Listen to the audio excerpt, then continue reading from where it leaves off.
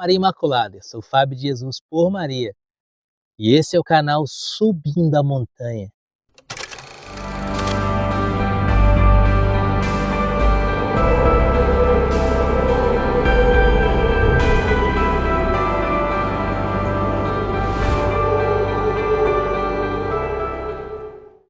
Palavras de vida eterna, o pão da palavra no seu dia a dia, porque não só de pão vive o homem, mas de toda a palavra que provém da boca de Deus.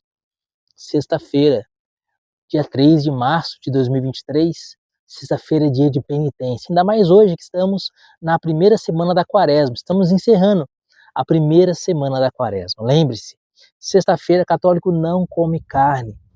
E se você puder, se a sua saúde permitir, ofereça a Jesus um jejum nesse dia de hoje. Ofereça uma refeição.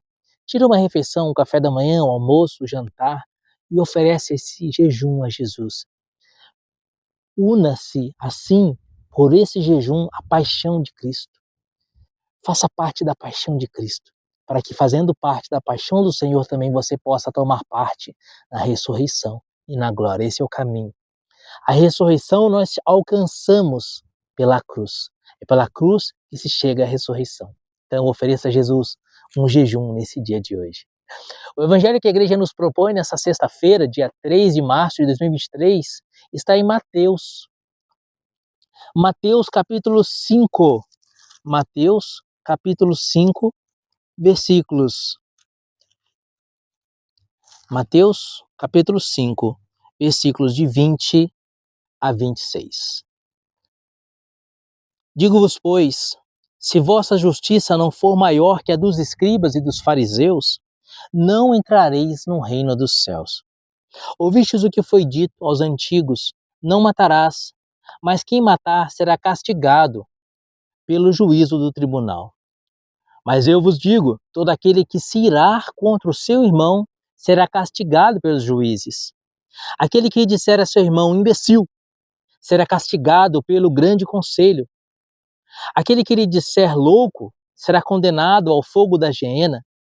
Se estás, portanto, para fazer a tua oferta diante do altar e te lembrardes que teu irmão tem alguma coisa contra ti, deixa lá a tua oferta diante do altar e vai primeiro reconciliar-te com teu irmão. Só então vem trazer a tua oferta. Entre em acordo, sem demora, com o teu adversário enquanto estás em caminho com ele, para que não suceda que te entregue ao juiz te entregue ao seu ministro e seja posto em prisão. Em verdade te digo, dali não sairás antes de teres pago o último centavo. Palavra da salvação, glória a vós, Senhor. Queridos, na época de Jesus, os judeus tinham os fariseus e os escribas como homens justos, porque os escribas e os fariseus, de forma especialíssima os fariseus, viviam minuciosamente a lei de Deus. Os judeus tinham um grande trauma com relação à lei. Por quê? Por os antepassados, principalmente na época de Jeremias, não obedeciam à lei. O povo e o rei não guardavam a lei. E porque não guardavam a lei, eles foram expulsos da terra prometida, foram mandados, exilados para a Babilônia.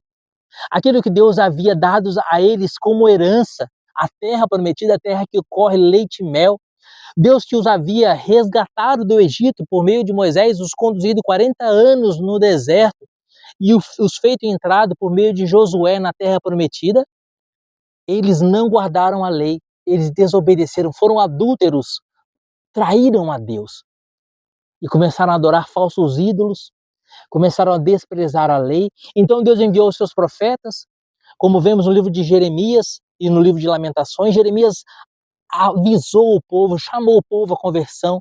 Convertei-vos, aqui desde no Evangelho, aquela mesma frase que ecoou nos nossos corações na quarta-feira de cinzas. Mas o povo não obedeceu à voz do Senhor que falava através do profeta Jeremias. E assim foi mandado para a Babilônia. Foi expulso da terra prometida. Foi excluído da herança de Deus. E durante muitos anos permaneceu no exílio.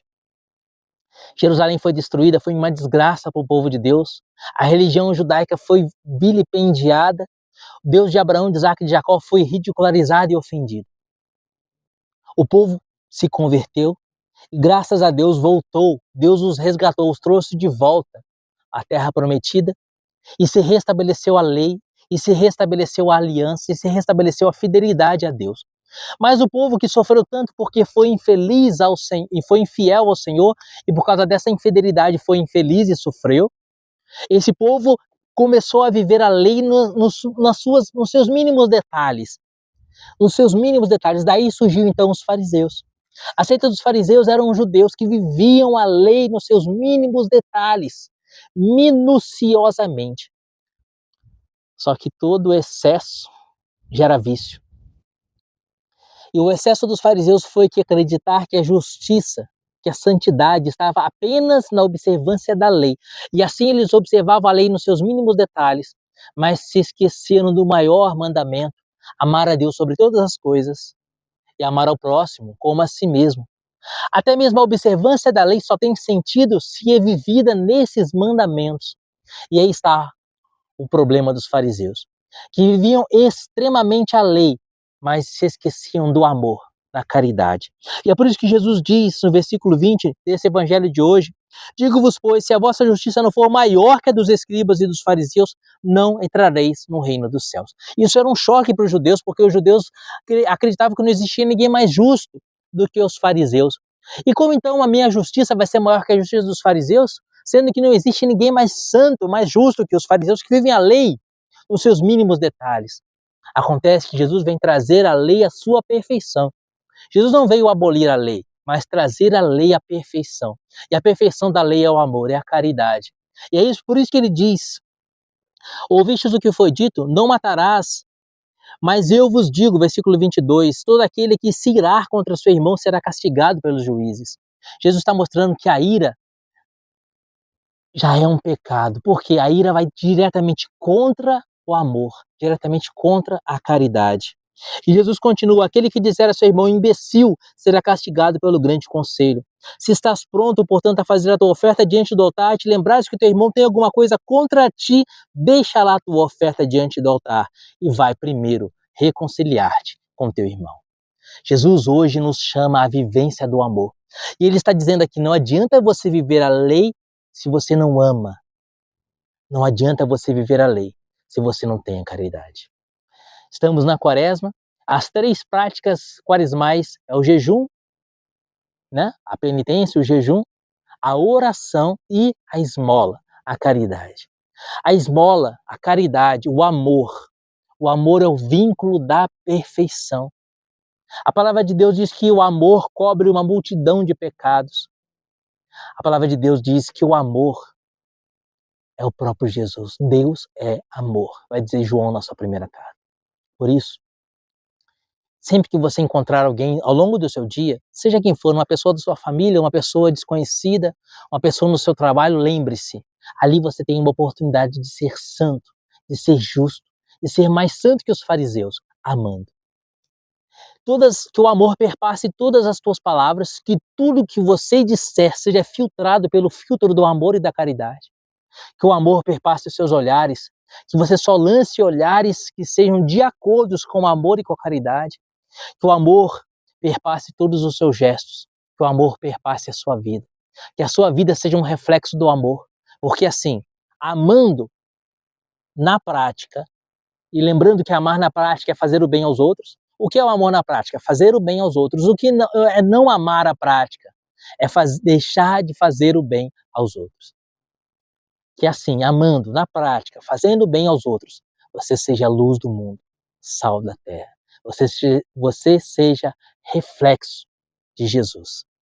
Queridos, muitas vezes as pessoas com as quais você se encontrar não terão oportunidade de ler a Bíblia. Santa Teresa de Calcutá dizia que muitas vezes a nossa vida é o único evangelho que as pessoas vão ler. E ela viveu isso plenamente, porque ela é conhecida como a santa do amor, da caridade. São Francisco de Assis, o irmãozinho pobre de Assis, São Francisco dizia assim: pregue sempre o evangelho, se necessário use palavras. Ele queria dizer que a nossa vida seja uma pregação do evangelho. A nossa vida só vai ser uma pregação do evangelho se nós soubermos amar, como São Francisco de Assis amou. Lembre-se da conversão dele? Ele se encontrou com um leproso, ele que tinha tanto asco, tanto nojo da lepra, ao se encontrar com o leproso. Jesus o convidou a amar aquele leproso, então ele foi lá e deu um beijo no leproso. A partir daquele beijo, naquele leproso, a partir daquela demonstração de amor, nunca mais a vida de São Francisco de Assis foi a mesma. Senhor, fazei que eu procure mais amar que ser amado. Que Deus te abençoe e viva Maria Imaculada.